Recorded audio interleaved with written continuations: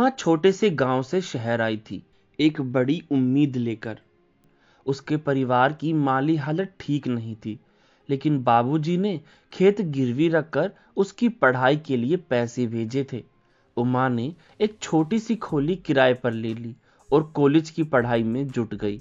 मगर मुश्किलें खत्म नहीं हुई।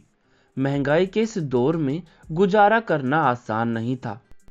एक शाम जब उमा किराने की दुकान पर राशन लेने गई, उसने एक लड़की को दुकानदार से पूछते हुए सुना, भैया, आसपास कोई सस्ता किराए पर कमरा मिलेगा क्या?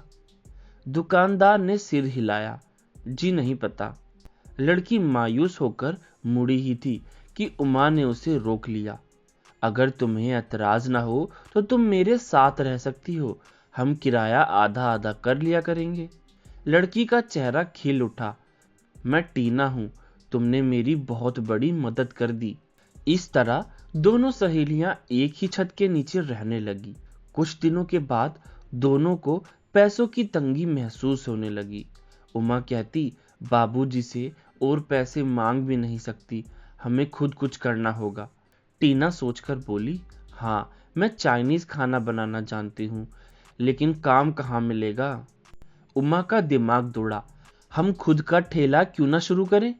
यहाँ कोई सस्ता चाइनीज फूड भी नहीं बेचता। दोनों ने अपनी बचत जोड़कर एक ठेला खरीदा और रात में बाजार के पास ठेला लगाने लगी। टेस्टी चाइनीज फूड सिर्फ 10 रुपए में। उनकी आवाज गूंज उठी, लोग खाने लगे और उनका ठेला फेमस होने लगा। लेकिन जहां सफलता होती है वहां दुश्मन भी होते हैं। इसी इलाके में मोटेलाल का एक होटल था, जिनकी कमाई कम होने लगी। गुस्से में उसने ठेला हटवाने की धमकी दी। एक दिन जब उमा कॉलेज से घर लौटी तो उसने देखा कि ठेला जलकर राख हो चुका था। टीना वहीं बैठी थी, आंखों में आंसू लिए। उमा ने गुस्से में कहा, ये मोटेलाल ने किया होगा। टीना कांपते हुए बोली, अब हम क्या करेंगे? हमें क्या करना चाहिए? उमा ने आंखें बंद की और गहरी सांस ली। हम फिर से खड़े होंगे। वे हार मानने वालों में से नहीं थे। अगले दिन उन्होंने सड़क किनारे स्टूल रखकर बेचना शुरू किया।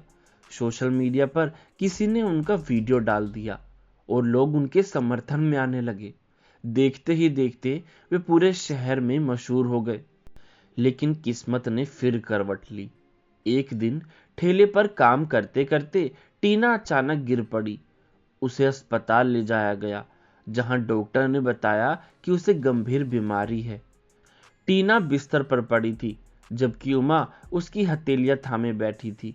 उमा ने कहा, तू ठीक हो जाएगी। टीना हल्की मुस्कान के साथ बोली, अगर कुछ हो गया तो तू दुकान मत बंद करना। आधी रात को टीना ने उमा का हाथ जोर से दबाया और हमेशा के लिए सो गई। जब उमा की आंखें खुली तो वो बहुत परेशान हुई। टीना को याद कर करके वो बहुत रोई। उसी रात जब उमा अपने कमरे में अकेली बैठी थी, अचानक कमरे का दरवाजा अपने आप खुल गया। हल्की ठंडी हवा के साथ उसने एक परछाई देखी और एक जानी पहचानी आवाज आई, डरो मत। और उसकी आंखें फटी रह गई। ये टीना थी, लेकिन अब वो एक चुड़ैल के रूप में खड़ी थी। मैं तुम्हारी मदद करने आई हूँ। तुमने मेरा सपना पूरा किया, अब मैं तुम्हारा सपना पूरा करूंगी। उमा डर से कांप रही थी, लेकिन धीरे धीरे उसे एहसास हुआ कि ये वही टीना थी जो उसकी सबसे अच्छी दोस्त थी।